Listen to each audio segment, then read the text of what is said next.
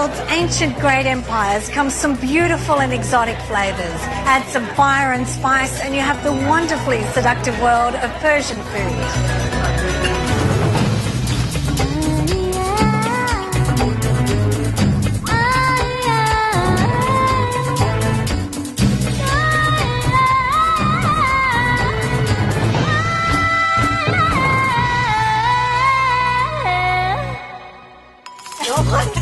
Join our food safari to learn how to create the rice dish of celebration. The secrets of an expert kebab maker, a classic dish of the Sultan's gourmet sabzi, and a seductive rosewater dessert.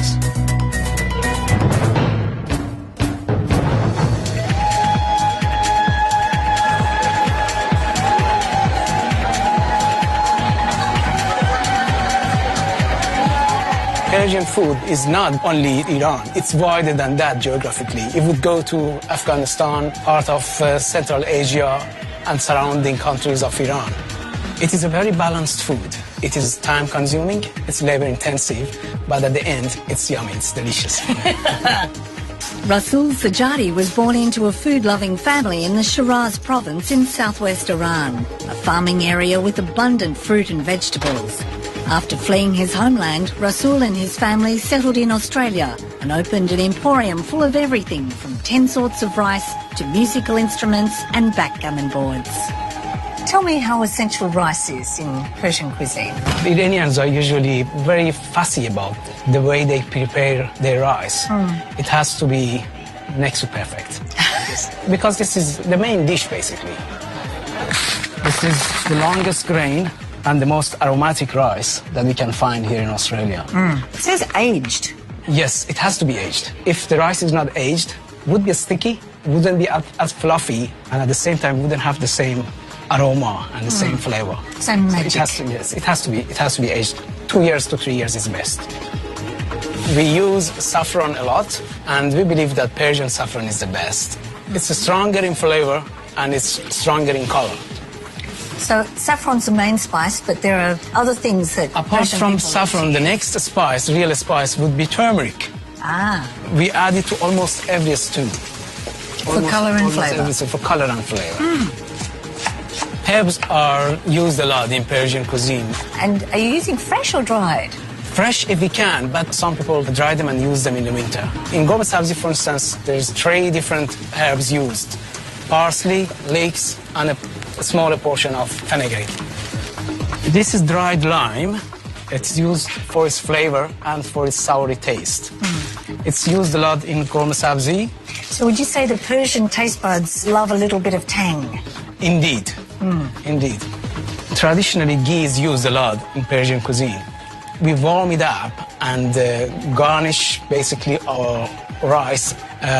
Not only it gives a non-sticky kind of texture to the rice, at the same time it gives it a nice, very nice flavor. Brussels tea is something that you adore, isn't it? Usually we have tea after every meal. It's treated with a lot of respect when we have tea. And you drink it black? We drink it black. But you love your sugar, don't you? Most people would probably put the sugar cube in their mouth and they sip their tea together with the sugar cube in their mouth, and it gradually melts as you drink your tea. Rasul, dried fruit plays a huge part in the cuisine, doesn't it? For cooking, I guess this would be the most popular one. Poloui, which goes with polo.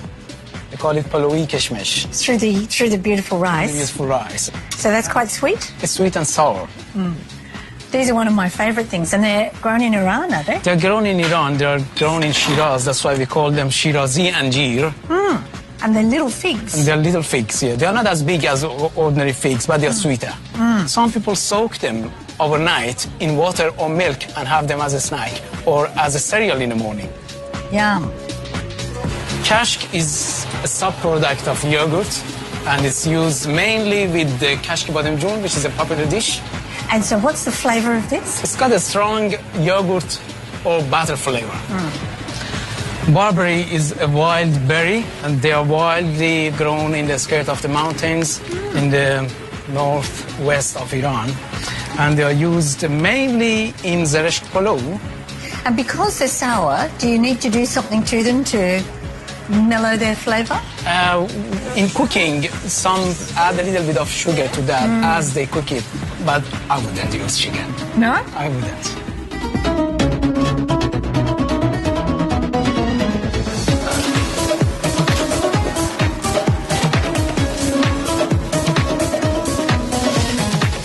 To many of us, kebabs are all roughly the same. To a Persian, there are 1,000 fine distinctions. The quality and cut of the meat, the marinades and the spicing. But they're all cooked on the sword-like skewers called a shish. We make kebab of fish, we make kebab of prawns, we make kebab of everything. Kebab is the main part of the Persian menu, Persian cuisine. Mehdi Malek is one of the top kebab makers. His skills prized by restaurateur Kami Shapari in his Sydney restaurant Kolbe. This is called kubide. Kubide in fact means minced or smashed meat. So these are called the shish? Sikh. The sikh. Sikh. And what's the history? I believe that the soldier used to use it while they were at war. Since they didn't have a facility to cook. Oh, so they'd cook on their swords. Whenever they find a meat somewhere, they stick it on the sword and put it on the fire. Now that's very interesting how you've done that. So We call it lourme, that means bite. Each one of them is one bite. You can eat it with one bite. It's the same. It is exactly the same. Has to be. Yeah. That's one of the art of this. This is bad game. The thin stripes of the meat, he's putting them on a skew. So he's trying to thread this through something that's what? That's a few probably millimetres a few thick. millimeters. Look how quickly he does it. That's why. A perfect bug. The perfect bag. The bag is dipped into onion juice and saffron before cooking. Cooking it, you have to have the notion of time. They are quite sensitive, these kebabs. If you overcook one side and undercook the other side, they separate from the skew and they fell off on the fire. So he has to cook them equally on each side. I bet Malik doesn't have very many fall down. Yeah. No, Never. never. Finished. Looks beautiful.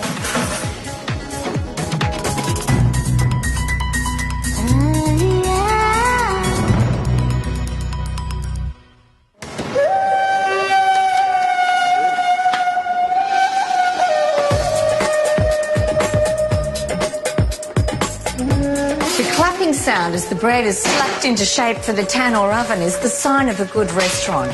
Fresh, warm bread is a must, and the result is a golden crust and a slightly spongy texture. No Persian meal is complete without it. Persian bread is called taftan and is made from a mix of wholemeal and white flour. Rye is sometimes used as well. Most of the process made by hand, as it has been for hundreds of years. The bread just moist enough to stick on the hot clay sides of the oven. Most good restaurants have their own tannoor oven. Jason Agrami from Sydney's Vatan restaurant has 2 ovens and a specialist baker serving freshly baked bread with all meals. He once ran a fish cafe by the beach in Sydney, but decided the flavours of his childhood were much more exciting.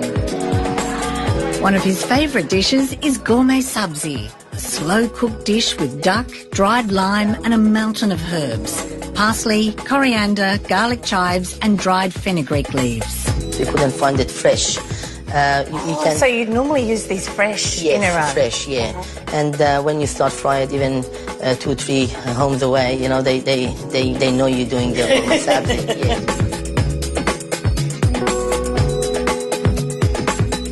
The dish starts with onions fried in a few tablespoons of ghee. Just so the onion ready to get a little bit color. Then the meat is added. Jason likes to use the rich flavour of duck.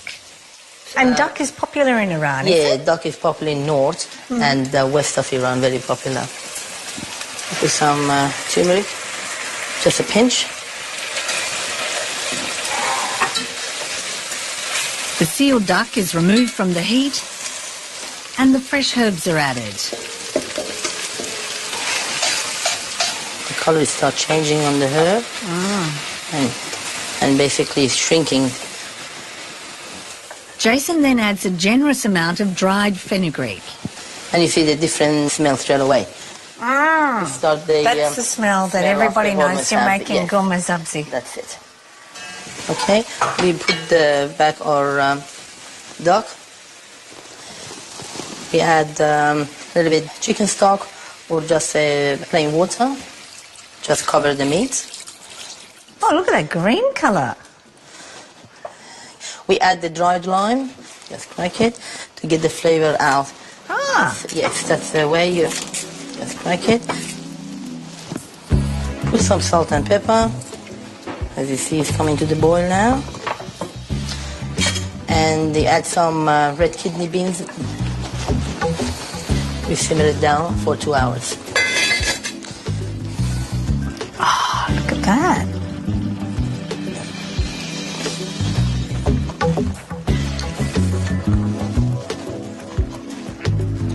That is so worth waiting for. That is gourmet sabzi. It's beautiful.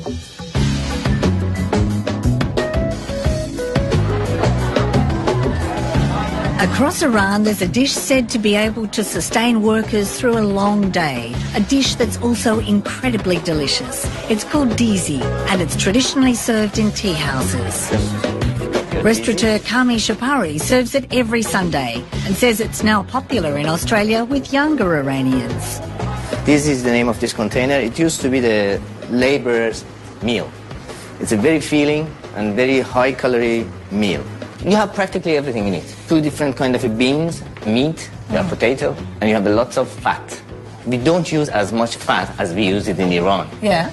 Here, we have to have a little piece of fat in it, animal fat in it, to give it a flavor. But we don't use as much. And what do people do when it's served? We've seen people mashing it. Well, the juice, they put it in a bowl. They break the bread in it. And they eat it separately. And whatever is left in it, they smash it in the dizi and they eat it with bread.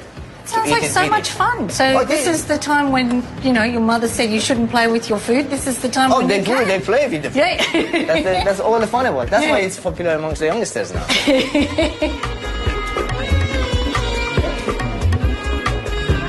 You can call it Persian pate. Persian pate. You take your piece of bread.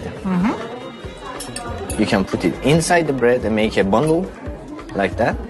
You can put either a piece of onion or a leaf of mint in it. Warm Persian pate.